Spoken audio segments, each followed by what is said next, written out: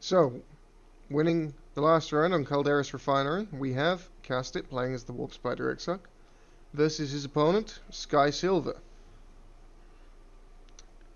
Let's have a look-see. Seaval Frontier is the map. Seen this already a couple of times today. Can be relatively difficult to get onto the power here. There's really only one approach that's easy for the red team, and that is down here. Whereas the blue team has a pretty nice position here if they can get tactical marines into this little cover part here. They can set them on the power quite nicely, quite safe. Let's have a look at what goes on. So we have Guardians and Banshees on the north side meeting an Apothecary. Apothecary doesn't want to fight the Banshees. That's the Warp Spider Exarch as well, teleporting over. The Apo is going to take huge damage here. Forced into his heal already, so he won't have that for his Tactical Marines. But the Tactical Marines focusing down and blowing away a Guardian.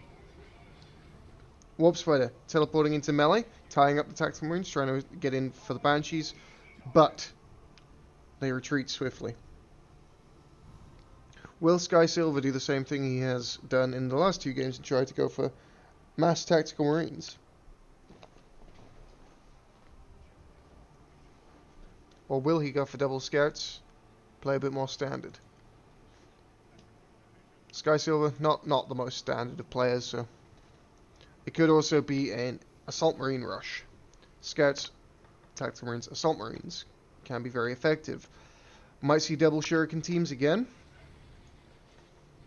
Against Apo, it's kind of you either don't get one or you get two, because you know the Apothecary is going to go for Assault Marines. They just work so well together. Second Scout Squad is on the way.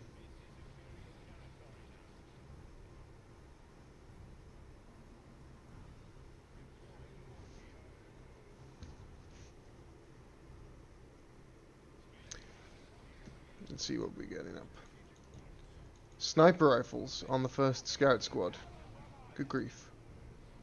Other than that, no war gear on the field.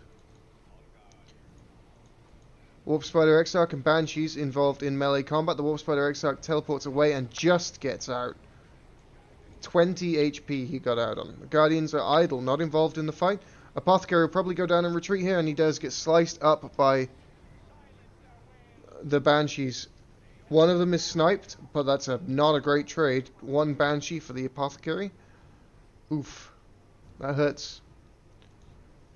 Scouts now sniping off Guardians, but that's, double Scout snipers. Okay.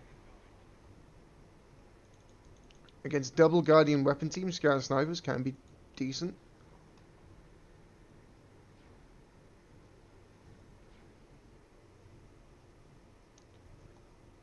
Let's see. Setting up here is the Guardian weapon team on the power, but not firing. There we go. They got there. Scouts setting up right on the edge of the range, taking pot shots at the Guardian weapon team. This Guardian weapon team will have to retreat out of here pretty soon. Sticking around for the generator. Lost a couple of models. Does he realize he's being plinked at? He does, just in time. They got very confused there trying to retreat past their brethren. And the double snipers, not enough to dissuade this power bash. Let's, only managed to get one generator, actually. Rangers now on the field.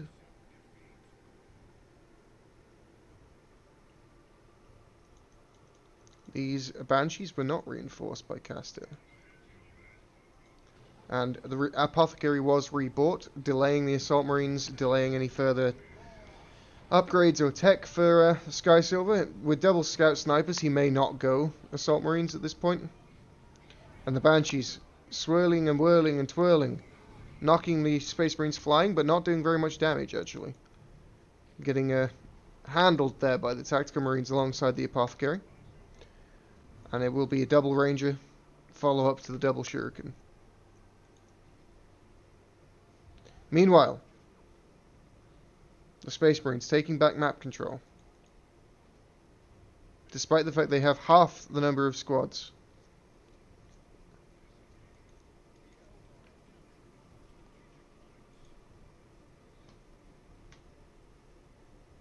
So massively lower population here for the Space Marine player. Far fewer units, but up to tier 2 faster. He spent far less in tier 1. The only upgrades he's purchased are 2 sniper rifles. So despite the power bash able to get to tier 2 relatively quickly, that is the advantage of the Scout Sniper opener, is that you do end up getting a faster tech. The downside is that it is harder to take a straight up fight. If Kastet can get a good fight here, which he should try and do, and overwhelm his opponent, it could go very badly for Skysilver if he cannot defend his power. So this is the Scouts forced to retreat. Warp Spider Exarch, on paper, very good against this strategy, being able to teleport in and disrupt the Scout Snipers. Banshees idling, not helping their commander. Meanwhile, both Shuriken weapon teams heading back to the power, looking to get up to some mischief. Double Rangers now, sniping away the Tactical Marines, whilst Banshees engage. Double weapon team setting up once more. Rangers now, picking off a Scout model. This Ranger squad needs to get out. These Guardian weapon teams need to be manually targeted. They will not auto-fire on the generators.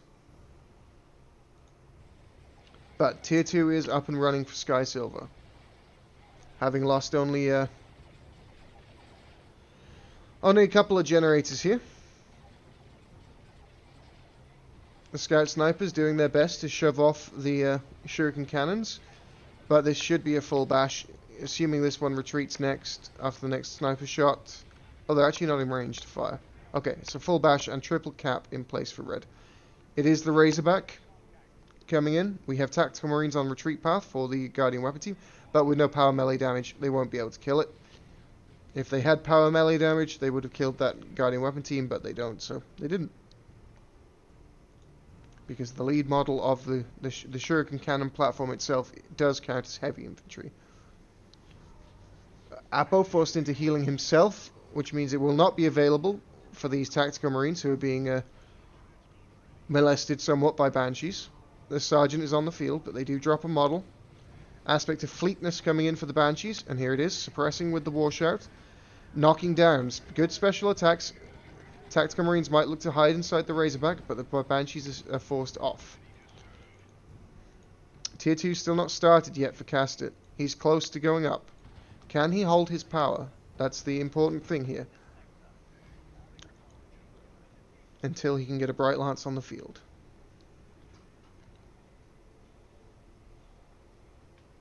The Razorback pretty much uncontested at this point. With the aspect of Fleetness, the Banshees Exarch will only do power melee.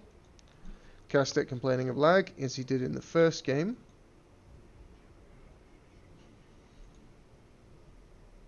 Tier 2 just started now for Kastet. Done decent economic damage, but still wiping a Scout squad as well, which I missed somewhere. Warp Spider needs to get out. Where did that Scout squad die? Must have been in the mid somewhere. Oh, here it is. I think. I don't know. I missed it. I have no idea where it died. But they're dead. That's the important thing. Tactical Marines retreating back to base. Scouts loaded into the Razorback. There's nothing really that can threaten the power of Kastet at this stage. Is that 2 Banshee models trying to fight an Apothecary? Okay.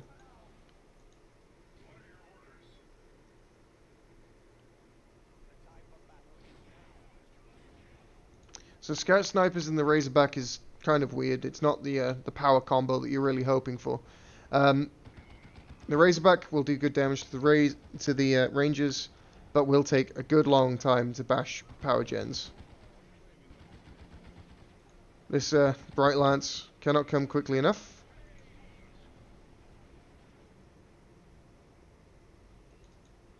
I heard them screaming, purging them with flames, which does not mean the Tactical Marines are getting a flamer. Tactical Marines lost their Sergeant, that's unfortunate, he's expensive. Oh, they launched a grenade at the Warp Spider Exarch, got out of the tank and just threw a grenade and then got back in the tank and off they go. It's like the most BM drive-by you could imagine. Now, Bright Lance is set up, not firing. Gotta actually shoot at the tank. Smoke grenades pop from the Razorback. One more hit will take it out, and down it goes. This is attack marine drop. The Banshees took a lot of damage on approach here. Where are the Rangers? Rangers are off somewhere else. Guardians off somewhere else. Where's the Warp Spider Exarch? Warp Spider Exarch is in base, and the other Shuriken Cannon is not nearby. This is good power pressure here from Skysilver. Going to claim at least one generator, and a Wraith Lord is the call. Rangers setting up now. Massive burst damage onto the Apothecary, forcing the heal onto himself. This is still only a level 1 Apothecary. Oh god, Rangers, get out of there if you can. They might wipe on retreat. No, yes they do. That last shot from the Scout Snipers took out the Ranger squad. Now Scouts heading for the garrison, or just looking to flank. The Tactical Marines in a big blob being suppressed. Both of these squads need to get out of there, both of them under fire from the Guardian weapon team. Dreadnought is the call, but a Wraith Lord is already on the field.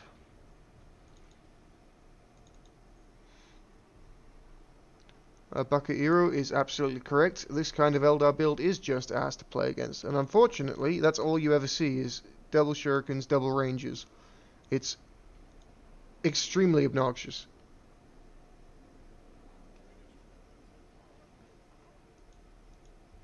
With Banshees just waiting for you to try and engage in melee so they can kill you. Not the biggest fan of the way Eldar is right now. I'm not going to say they're completely fucking busted, but it's not fun to play against them, that's for damn sure.